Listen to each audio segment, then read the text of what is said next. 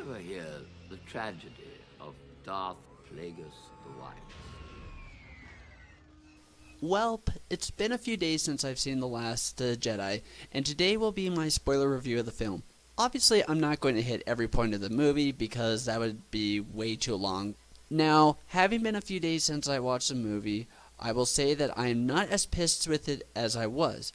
There is still a long ways it would have had to go to be a good movie, but the stuff that I did like has been coming more to the forefront to help me not hate the movie as much.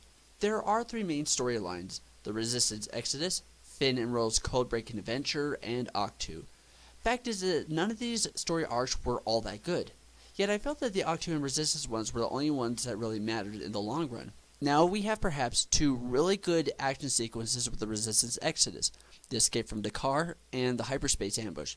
Let's deal with whether Leia and company should have gotten some help. I disagree with them never sending out calls for help before reaching Crate because no one will hear, which is utter nonsense. They were within the borders of the New Republic. Are we truly to believe that there was not one single ship willing to help them? Well, actually, perhaps. In the Aftermath trilogy, Mon Mothma planned to dismantle the military and gut it down to 10% of its wartime size. It's a tiny fleet, which suffered heavily at the destruction of the Hosnian system. And in the Resurrection DLC campaign for Battlefront 2, we learned that the First Order had such a massive military they could seize control of the galaxy within a few weeks. So what is left is perhaps in full retreat from the First Order. I did like them dealing with the issue of fuel consumption in this film. Simply put, we really don't think much about the fact that these ships do need fuel. Yet even there, I'm sure that there were ships in the galaxy that were oil tankers. Surely they could have had one drop out of hyperspace, hook up to their ships, and refuel off of it. The main issue was that this story arc was very repetitive. Poe being pissed about Holdo not telling people her plan, Hux would be mad that the Resistance kept just out of range of their ships, which makes one wonder why they didn't hyperspace jump a ship right in front of the fleeing rebels, as they're now called. Admiral Holdo was not nearly as unique a character as we were led to believe. I liked her to be sure. She was a little different, more vocal in her distaste for individuals. But there was nowhere near the level of eccentricity that was said she'd have. And that's a lot of the problem with this movie, is that we were told that there'd be a lot of stuff that would be in this film that just wasn't there. Rey comes out of this film as much more of a Mary Sue than in the last film. She had no training from Luke. I don't consider her metaphysical discussions with Luke to be actual training. By the end of the film, she beats half of the very elite Praetorian guards, is so strong in force pull, she breaks Luke's lightsaber, and then she lifts a dozen heavy boulders with ease and shifts them so the Resistance can escape. Yoda even says that she will become greater than Luke or Yoda. Yeah. And there's people who are like, oh, she's not a Mary Sue because Luke didn't start training her because, oh, you're the best Jedi I've ever met. No, the fact of the matter is that she didn't struggle at all. Yes, she did struggle with, her feelings of loneliness and abandonment, and she couldn't get Luke to train her, but she didn't need training from Luke. I do believe, though, that her parents are indeed no ones. I already stated it multiple times, I felt she to be no one. And it's hilarious to watch everyone getting super pissed that their fan theories about her were wrong. Especially when it comes down to their arguments being, it's not possible for her to be that powerful, and yet not be related to the Skywalker line.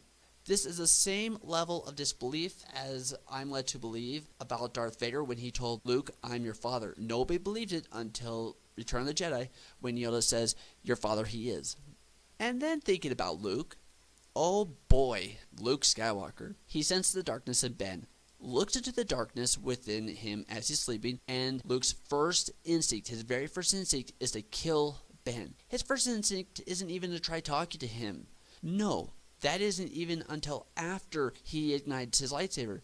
Then, because he failed to prevent Ben from destroying the Academy, which is partly his fault for trying to kill him, he abandons the galaxy because he wants to die. We all theorize that he got into Octu to learn more about the Force so he could combat Snoke. Nope, he just ran away, and because he was heartbroken about what happened, he just wants to die. Come on, guys. We did learn, though, that several other cadets turned as well and helped Ben destroy the temple. While they didn't go out and say it, I do believe that they are indeed the Knights of Ren, that they would become them. And this I theorized a couple months back. We also get our one callback to the prequel trilogy, which is Luke talking about the Jedi Order, how they believed their own legends and had allowed Darth Sidious to arise and strike them down. That is it. The only real callback to the prequel trilogy. Sure, the ship DJ is on had similar designs to the Phantom Menace and Naboo cruisers, but the only real callback was that. Luke makes it sound that the Jedi did nothing to try to thwart the Sith's rise to control the galaxy, and they believed that they were gods. Except that's not the case. It's almost like he read the stories of the past and he misunderstood what happened with the Jedi. The Jedi didn't believe they were gods. Qui-Gon even says basically as much when Anakin's like, "I don't believe you. Nobody can kill a Jedi." He's like, "I wish that were so." No, the Jedi didn't believe that they were gods or anything like that, and they certainly didn't just sit back and let Sidious take over the galaxy. They tried fighting him, but they failed in the end because the Sith were just that much better. Anyways, Luke's astral projecting was super cool, and even though he basically died because he had burned himself out, almost as silly as losing the will to live, it does enter EU Legends of crazy powers. Although he didn't become John Wick, like I heard so many different reviewers saying, "Oh, he's a John Wick in the last act of the movie." No, he killed nobody, which was sad. I was hoping he'd go out there and destroy the Imperial Walkers, but whatever. But thinking of crazy, what about Snoke, huh? We were told we were going to learn more about his agenda and that he's far more powerful than either Vader or Palpatine. The only evidence of this is his bridging Kylo and Rey's mind. As for his agenda, nothing really, besides he wants to rule like the Sith did with a new Darth Vader. Beyond that, we don't learn anything about him, besides the fact he dies very easily. The people who say we don't need to know more about Snoke because we didn't learn anything about Palpatine in the original trilogy miss a key difference between these two characters. Palpatine ruled the galaxy, Snoke did not. Yes, we didn't learn anything about the Emperor, not even his name in the original movies, but we didn't need to. The Emperor ruled the entire galaxy and his empire was evil. That was literally all we needed to know because he didn't need an agenda because he had reached his agenda.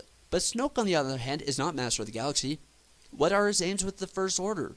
Does he really want to rule the galaxy? Does he really want a war with the New Republic? How did this man take control of the First Order? Was he supposed to take control or not? These are things that are necessary to know about his character and what drives him, especially considering he actually didn't further Kylo Ren's training. And that's another thing. We were all excited to see Darkseid training. Kylo Ren didn't get any further training. We don't see him become more powerful, but instead we see him become more unstable as time goes on. I actually like that about Kylo Ren, about his story arc. And I also liked how the two main Force characters completely misunderstood what the future had for them. Then we get to Finn and Rose, who were very much throwaways for this film. Their entire side plot ended up not going anywhere besides easily killing off Captain Phasma. There is also a very anti-rich person message in this film. Rose and Finn even say that the only way that the rich people in the Star Wars galaxy is rich is because of war, which is simply not the case. In fact, honestly, the only thing I liked about the whole story arc of this was, ironically, DJ. I really like DJ, a character who is truly out only for himself. He is essentially what Han Solo was supposed to be. A guy that has talents, but he's only looking out for himself. If he could get a better offer, he's going to take it. And there's nothing personal about it. He didn't hate the Resistance or Rose or Finn. He had actually no feelings one way or the other about it. And even as he walks away, he's like, maybe I'm wrong. But he doesn't care. I liked the Battle of Crate, even if it wasn't a massive battle. Sadly, it is proof that we will never escape the Death Star.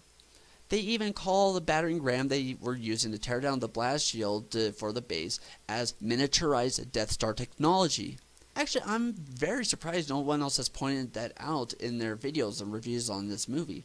One of the things that was really a problem for people was the fact that they were told a lot of things were going to happen that never happened. We were told we'd learn a shocking revelation that would rival I Am Your Father, but that really didn't happen. I don't consider anything we saw in the film to be that. We were told we'd learn about the origin of the Force, but that never happened. We were told Poe was going to become such a military extremist that both the First Order and Resistance were scared of him. But he almost never left the Raddus, which I've heard a lot of people pronounce as Radish, which is extremely funny. We were also told that The Last Jedi would be the darkest film of the franchise, but that wasn't the case either. Now, there is a ton of other stuff that I could go into, but this is my overall spoiler review. I didn't get into Leia's spaceflight or anything like that, but I will cover it in future videos. I do plan on doing videos strictly focused on various aspects of the movie.